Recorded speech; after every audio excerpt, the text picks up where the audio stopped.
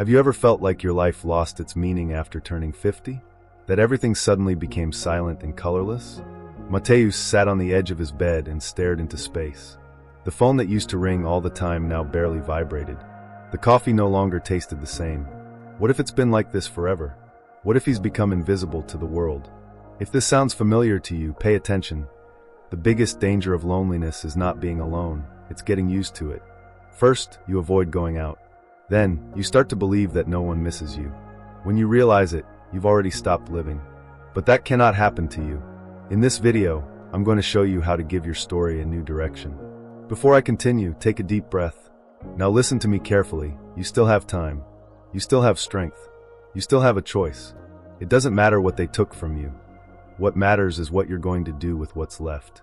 This video is not just a story. It's a mirror. And maybe, for the first time in a long time, you need to look at it with courage and say, I'm going to start over. So stay with me until the end. And before you continue, subscribe to the channel, because here I'm going to show you the way to get out of this phase and build a new beginning. Turn on the bell too, because in the next video I'm going to reveal the mistakes that many people make after 50, and that can trap you even more in loneliness. Now let's go, because maybe this is the push you've been waiting for, and the change that your life so badly needs. First, pain exists, but it can't hold you back. Imagine a man named Matheus. He was married for 30 years. His wife was his companion at all times. They had their routines, inside jokes, and even those silly fights that every couple has. But one day, everything changed. Whether it was due to divorce or widowhood, Matheus found himself alone for the first time in a long time. And the pain came like a giant wave. In the first few months, he would find himself talking to himself, waiting to hear an answer that never came. The silence in the house was almost deafening. The longing was strong. Every corner of the house held a memory. Her favorite cup was still on the shelf, the chair where she used to sit remained empty, and her perfume still seemed to be impregnated in the sheets. There were nights when Matheus would find himself staring at the ceiling, remembering the laughter in the dining room, the hugs at the end of the day, the plans that never came to fruition. The pain was a hole in his chest, an emptiness that seemed impossible to fill. But do you know what Matheus realized? That he had two choices: live stuck in the past or learn to walk again. There was a specific day that marked this change. Matheus decided to go for a walk, something he hadn't done in months.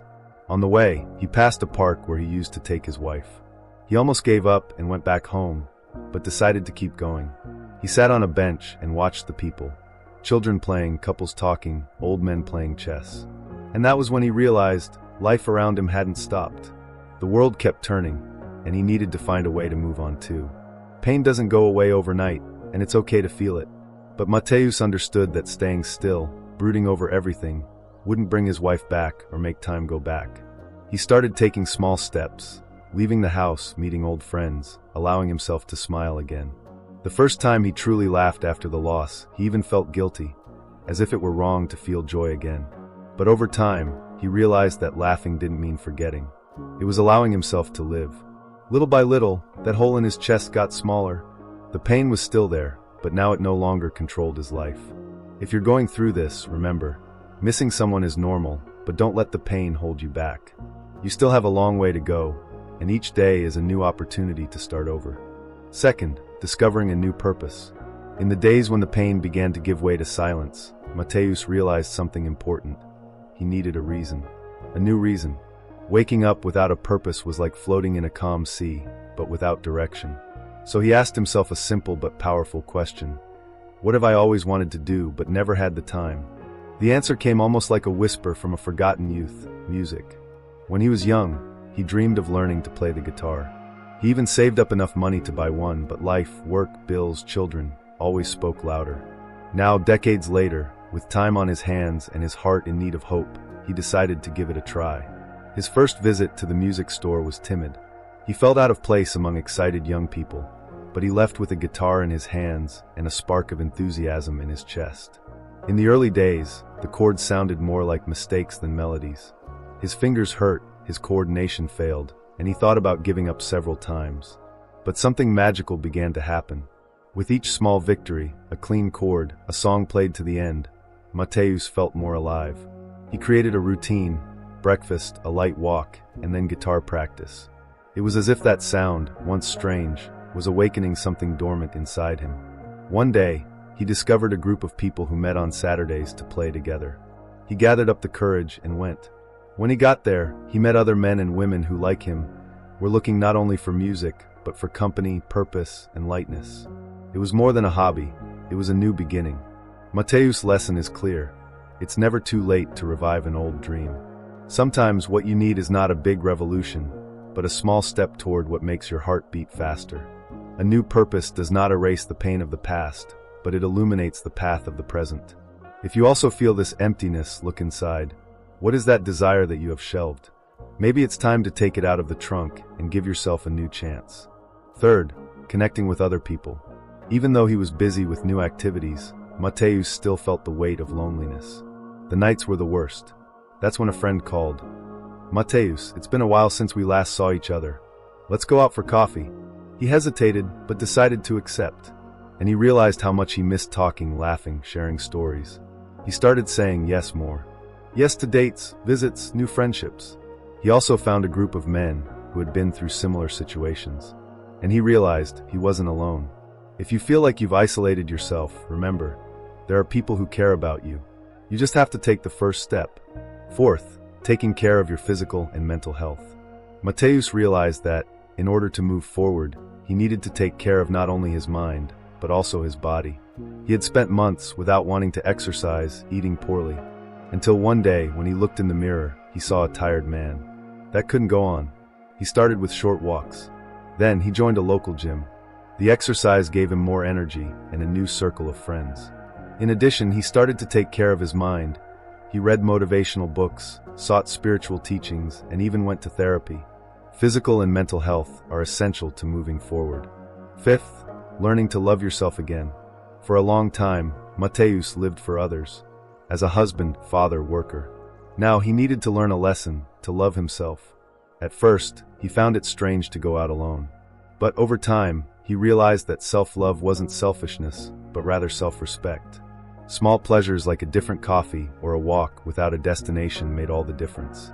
If you feel like you've lost your identity over the years, know that it's never too late to find yourself again. Sixth, giving new meaning to the empty house. Matheus' house was full of memories. Every corner brought back memories of his wife. At first, it was hard to even enter the room without getting emotional. But he realized that space didn't need to be a museum of pain. He decided to transform the house. He painted the walls, changed the curtains, moved the furniture. He created a reading corner, set up a small vegetable garden, and organized a space to play the guitar. Little by little, his house became a place of new beginnings. If your house reminds you of pain, think of ways to make it a place of peace and new beginnings. Seventh, accepting that life goes on and can be good again. One day, sitting on a bench in a park, Matheus watched the movement. He saw children playing, couples talking, old men playing dominoes. And he felt a peace that he hadn't felt in a long time. He realized he didn't need to forget the past, but he didn't need to be stuck in it either. Now tell me, are you going to let loneliness swallow you up, or are you going to take the first step to change this story? Matheus didn't go back to being the same man he was before. He became an even better person. Someone who learned to live with pain, but without letting it dominate him. Who transformed loneliness into self-knowledge and longing into strength to move forward. And if he could do it, you can too. You don't need to have all the answers now. You just need to take the first step. Life can be good after 50. It can be light, full of new beginnings, unexpected encounters and joys that you never imagined still existed. The pain is real, but so is starting over. Now, I want to invite you. In the comments, tell me what the first step you're going to take today is. Not tomorrow. Today. Write it down, even if it's something small. This is your commitment to yourself. And don't forget, in the next video, I'll show you the most common mistakes men make after 50 that only increase loneliness. You need to know this before it's too late. Activate the bell and subscribe now so you don't miss out. The choice is there. Stay still or start writing a new chapter in your story. You deserve more than just surviving. You deserve to truly live. And the new beginning starts now.